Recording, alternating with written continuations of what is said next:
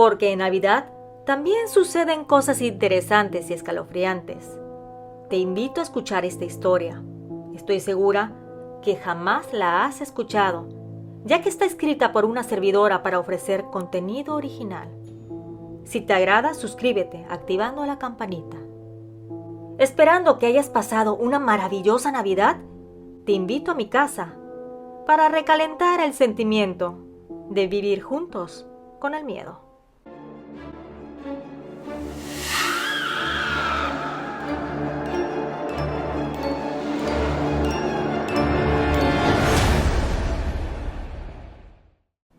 Viviendo con el miedo presenta Oscura Navidad, relato de brujería. Esta historia me ocurrió una Nochebuena, cuando estábamos reunidos, mi esposo, mis padres, mis 2 hermanos con sus esposas y una pareja de amigos de mi hermano mayor.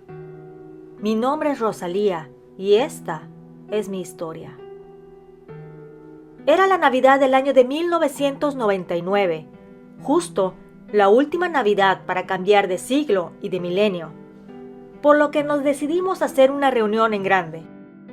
En aquel entonces no tenía hijos porque estaba recién casada, así que estaba más que dispuesta a festejar con todo, por lo que nos organizamos para comprar un pavo grande, hacer romeritos, lomo claveteado y 1000 cosas más. Mis hermanos tenían un hijo cada uno. Eran muy pequeños, por lo que cenaron temprano, abrieron un par de juguetes para su diversión y como a las 10:30 de la noche, mis cuñadas los acostaron a dormir. Y fue a partir de esa hora que empezamos nosotros la fiesta. Estaba tan agradable el ambiente que sacamos algunas bebidas alcohólicas. Pusimos música para bailar y poco a poco se volvía todo más desinhibido. Mis padres, después del brindis de medianoche, dijeron que se irían a su casa a descansar, por lo que los acompañamos a su auto y nos despedimos de ellos. Mis hermanos y yo estábamos muy enfiestados. Mi esposo estaba hasta valentonado, por lo que la pareja de amigos de mi hermano mayor, llamados Matilde y Rodrigo, dijeron algo. Ella traía una ouija en su automóvil, que se le iba a regalar a una amiga después de la cena, pero como estaba tan divertido el ambiente, decidieron quedarse con nosotros hasta el final de la velada, y que si queríamos jugar con aquella. Mi marido, bien alegre, dijo que no creía en esas cosas, y que la sacara, que hablarían con los muertos. Yo le hice segunda, así que todos nosotros, en un estado de embriaguez, decidimos que queríamos jugar a la ouija. Rodrigo fue por aquel regalo, el cual fue desenvolviendo poco a poco. Veíamos aquella tabla de madera clara con su cursor. Para darle más ambiente a la situación, apagamos las luces de la casa y solo dejamos las diminutas luces del árbol navideño. Sus colores rojo, blanco y azul predominaban en el lugar. Sentíamos frío y no sabíamos si era por la estación del año o por el nerviosismo de lo que estábamos a punto de realizar. Mi marido y Matilde, la amiga de mi hermano, decidieron que serían los primeros en tomar el puntero. Y ahí, todos en la oscuridad, mirábamos a aquel objeto, dispuestos a contactar a un ser de otro mundo. La verdad que ninguno de nosotros leímos las instrucciones, a pesar de que jamás la habíamos jugado. Solo teníamos el conocimiento empírico de que se debía tocar con las yemas de los dedos el puntero sobre aquella tabla demoníaca y preguntar algo. Pero jamás supimos que teníamos que hacer varias cosas para que al contactar con el espíritu sea más seguro, y sobre todo el hecho que debíamos de despedirnos al finalizar la sesión.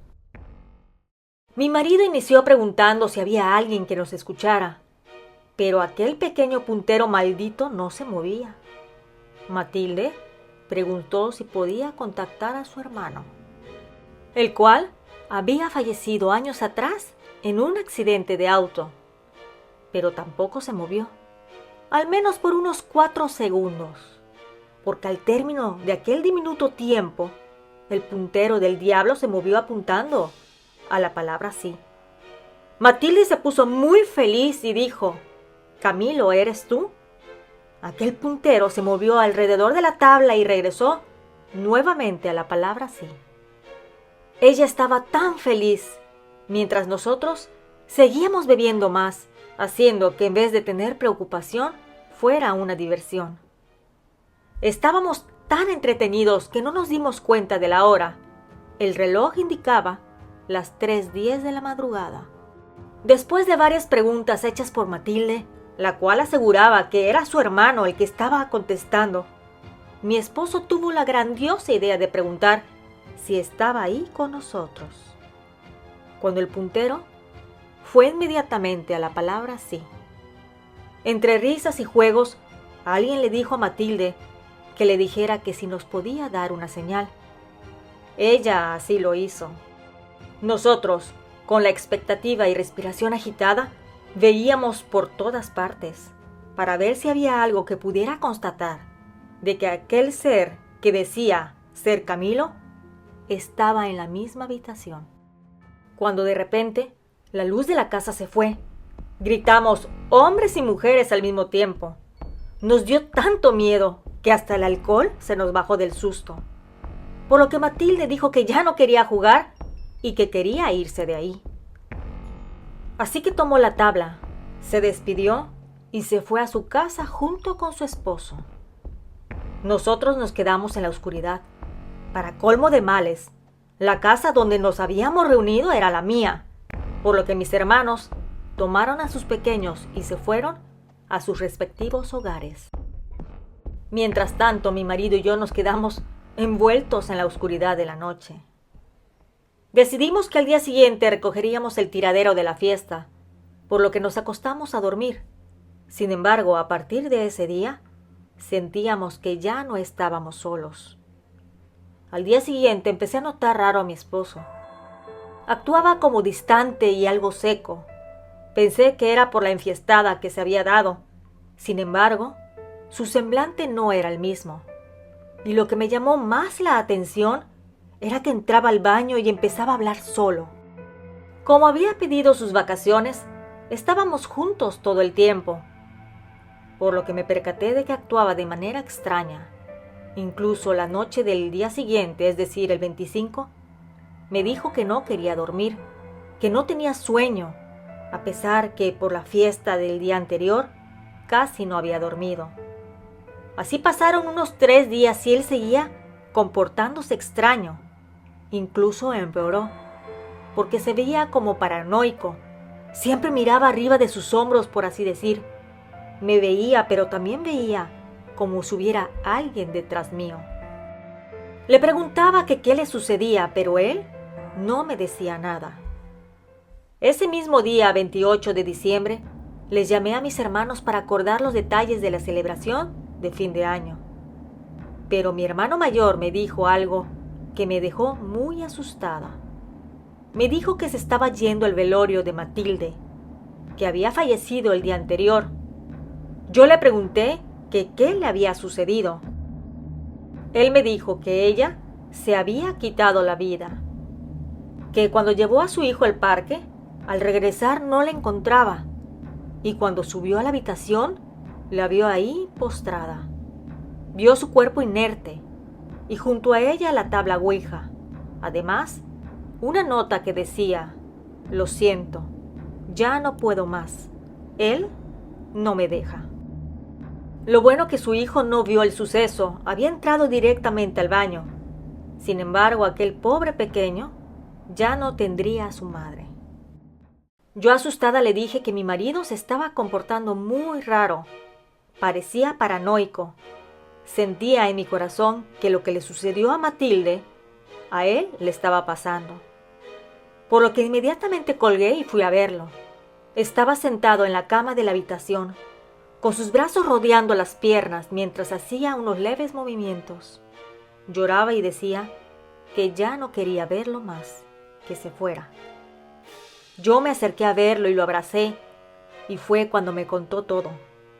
Que veía un ser espantoso que lo atormentaba, que decía que había venido por él para llevárselo, porque le había abierto las puertas para entrar a su mundo.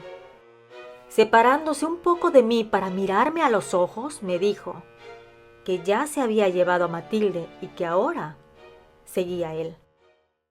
Desde mi perspectiva tenía dos opciones: llorar juntos o hacer algo al respecto. Así que le llamé a mi madre, la cual conocía a un hombre. Él, en su juventud, había sido sacerdote, tenía ciertos dones y había aplicado para ser exorcista reconocido por la iglesia. Pero por cuestiones que están de más comentar, no había logrado alcanzar su cometido, por lo que se salió del sacerdocio. Tenía una pequeña casa donde daba consultas a las personas que necesitaban de su ayuda. Todos le decían el Padre Martín, a pesar de que en la actualidad ya no se dedicaba al sacerdocio. Al comunicarnos con él, nos dijo que nos recibiría ese mismo día. Al llegar mi esposo, mi madre y yo, nos pidió que lo siguiéramos. Entramos a una pequeña habitación donde había únicamente una silla en el centro. Le pidió a mi marido que ahí se sentara.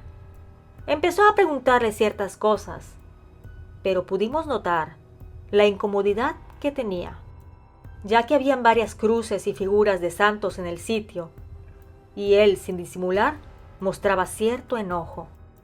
Poco a poco, el Padre Martín empezó a hacer unos rituales extraños. Tomaba unas hierbas que tenía en un rinconcito de la habitación, las cuales ya estaban preparadas con unos líquidos y aceites especiales. Además, le rociaba agua bendita directamente de una botella de cristal. Mi marido gritaba como si fuera ácido, lo que le tocaba la piel. El Padre Martín decía unas oraciones en latín y en español, y mi marido gritaba y se retorcía como si estuviera quemándose. Y al cabo de unos 25 minutos, mi marido gritó y cayó al suelo desmayado. Ahí lo dejamos unos minutos hasta que lentamente se empezó a incorporar. Lo ayudé a sentarse en la silla. Él, desorientado, nos veía a todos. El Padre Martín nos dijo que se le había pegado una entidad porque había jugado aquella noche a la ouija, y que además, en el momento en que lo hizo, él no estaba en buenas condiciones por el alcohol en la sangre. Y aparte, la hora en que se jugó era una hora en que las personas dedicadas a la brujería hacen sus trabajos oscuros, porque es cuando más actividad paranormal puede haber y hay mayor facilidad de crear canales. Que esa conexión se hizo no con el hermano de Matilde, sino con un ser de bajo astral, que son los que están al acecho para aprovecharse de gente inocente. Como te podrás imaginar, tuvimos que regresar varias ocasiones para que el padre rompiera aquella conexión entre el ente y mi esposo. El fin de año fue muy complicado para nosotros.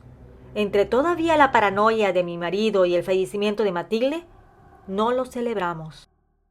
Pasó el tiempo y mi esposo se recuperó, y su experiencia es algo que contamos a las personas para que no jueguen con cosas demoníacas.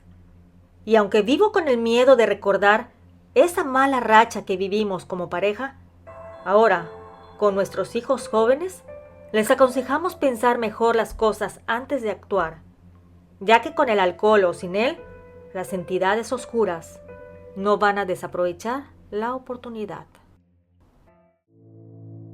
Ojalá haya sido de tu agrado el relato y quiero aprovechar para mandar saludos a S. Cres, Mago Reyes, Ricarda Suárez, Edgar Martínez, Monia Mejía, Euskadi Elena, Graciela Miranda, Toña Santiago, Aoyico, Eduardo González e Hipólito Hernández. Gracias a todos por su cariño y felicitaciones. Nos escuchamos pronto.